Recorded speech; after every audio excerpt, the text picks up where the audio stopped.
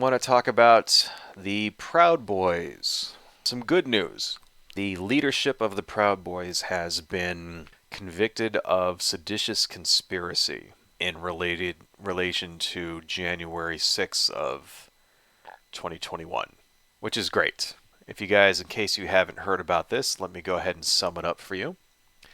So the leadership is made up of four people. Enrique Tarrio, who was the former chairman of the Proud Boys. Another guy named Ethan Bourdin, Joseph Biggs, and a fourth guy named Zachary Rill were found guilty of seditious conspiracy. Right, so what is seditious conspiracy? Basically, a conspiracy to overthrow the United States government. That's what seditious conspiracy is. They conspired in order to basically overthrow the government. Also found guilty of obstructing an official proceedings, in particular the certification of Biden's Electoral College, obstructing law enforcement during a civil disorder, destruction of government property, tampering with evidence, and 2 additional conspiracy charges each. There was a fifth Proud Boy named Dominic Pizzola who dodged the seditious conspiracy charge, but was convicted with a bunch of the other stuff. So he's going to prison too. So all in all, there's actually 5 guys. The 5 guys that make up the leadership of the Proud Boys have all been convicted and are going away for a long time. Here's the thing about this, right? They are the second right-wing terrorist group whose leadership has been convicted of seditious conspiracy in connection to January 6th. The first one being, of course, the Oath Keepers leader. His name is Stuart Rhodes. He's the sort of Homer Simpson looking dude with an eye patch or whatever. I guess he's lost his eye in a rock or something. He has been convicted of seditious conspiracy also and is facing about 60 years. For these guys, for these Proud Boy guys, the charge of seditious conspiracy by itself can get you up to 20 years in prison. And that's not counting all the rest of the stuff. That's not counting obstruction of justice and destroying evidence and all the other felonies that they've been convicted of.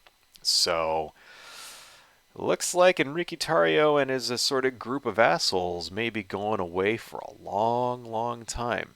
And it couldn't have happened to any nicer people. Seriously, fuck those guys. I am glad they're going to prison. Enrique Tarrio is a piece of shit. He's a racist scumbag. He was in charge of this fucking gang. Proud Boys are like a cross between a militia and a gang. They're scumbags. They go out and basically beat people up. That's the whole reason why they're there. You know, they're the ones that go to BLM rallies and stuff. During 2021, 2019, 2020, 2021, they would go out and they would like fight people at BLM rallies. They're the ones who are going to school board meetings around the country and intimidating teachers and stuff and getting them to like ban, like, why do you think we have all of these school districts that are banning books and everything? It's because of the fucking Proud Boys. I mean, not exclusively them, but they're contributing to that shit. They're basically showing up at school board meetings and intimidating people, getting in fights with people, stuff like that. They're showing up at like drag shows now and like intimidating people and starting fights with people. Crap like that. And they've been doing it for years. And it's about fucking time that the government actually stepped in and stopped these motherfuckers. Because they're basically a fucking terrorist group is what they are. Terrorist group in the same way that the KKK is a terrorist group. That they go around and basically assault people. There's reason to believe that some of the shootings at Seattle's autonomous zone, what they called it Chaz, or later it was called CHOP. If you remember that, a few years back, there was this protest where some protesters took over a couple of city blocks in Seattle's downtown and were trying to like run this sort of police-free zone down there. And people started getting shot around that area. And there's reason to believe that Proud Boys were involved in that stuff. Because they were kind of running around there, assaulting people, the thing is, they weren't able to prove anything. They weren't able to actually catch anybody in the act. But it's like, I don't know, kind of suspicious to me. These motherfuckers are running around with guns, beating people up and assaulting them, and then suddenly people start getting shot around this area. Doesn't sound like that's just a coincidence to me. So, yeah, fuck these assholes. I'm glad that they're fucking going to prison. Here's the thing, like, so where did all of this evidence come from? Well, they had a film crew with them who were filming them, and it looks like that their sort of contact with the Trump administration was Roger Stone. There's video of him hanging out with Enrique Tarrio with these other guys in the lead up to January 6th, planning all of this stuff, talking about how they're just going to go straight to the violence, and how they're going to take over the country, crap like that, right? And Roger Stone got away scot-free. And it's sort of like, if you can bust the leadership of the Proud Boys, if you can put away the leadership of the Oath Keepers for years and years and years, how come we're not seeing anybody from the political side go away, right? Because if you're trying to tell me that there was no coordination between these guys and the Trump people, I mean, I got a bridge to sell you.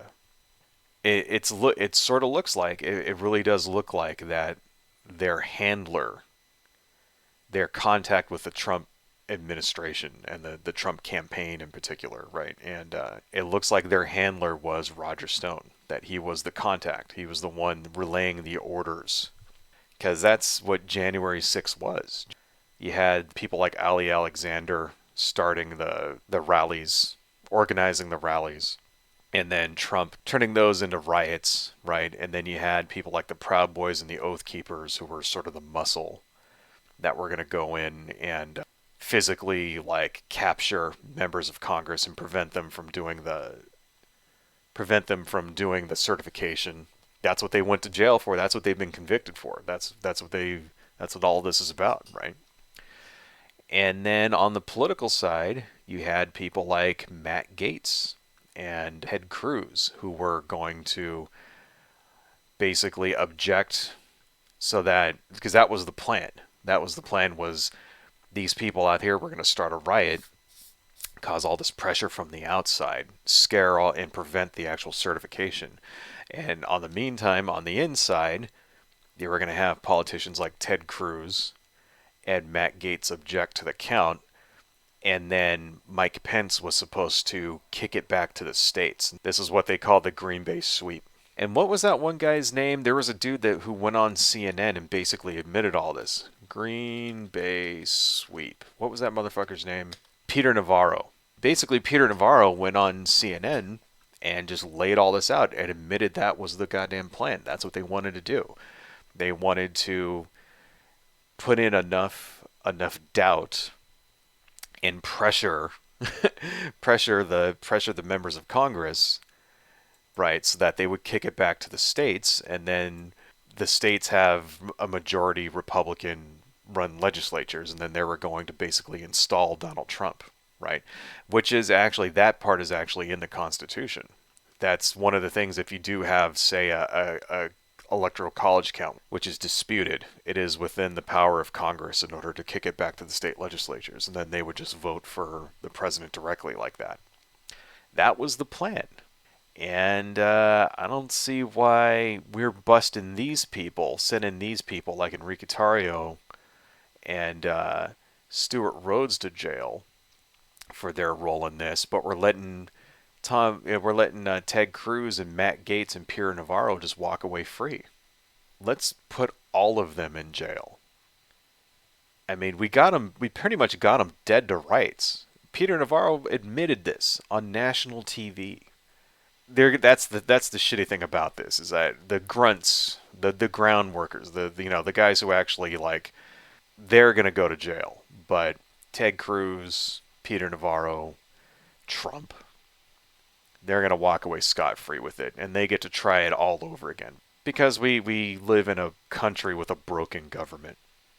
So, I guess this is, you know, this is still good news regardless. At least it gets rid of these pieces of shit, gets them off of the street, takes them out of the equation, and prevents them from spreading fear and hate. But the Proud Boys, of course, are still going to be around, and they're assholes who need to be fought against at all times. So, anyway, good fuck them. I hope they all die in jail. I hope none of these guys ever set foot outside of prison as free men ever again.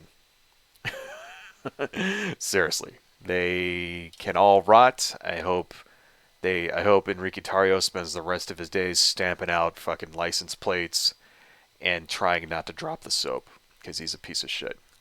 Hello folks, if you like what I do and you want to support the channel, please consider buying something from my Etsy shop, supporting me on Patreon, liking and subscribing, and checking me out across my social media links listed below. Thank you all so much, and see you next time.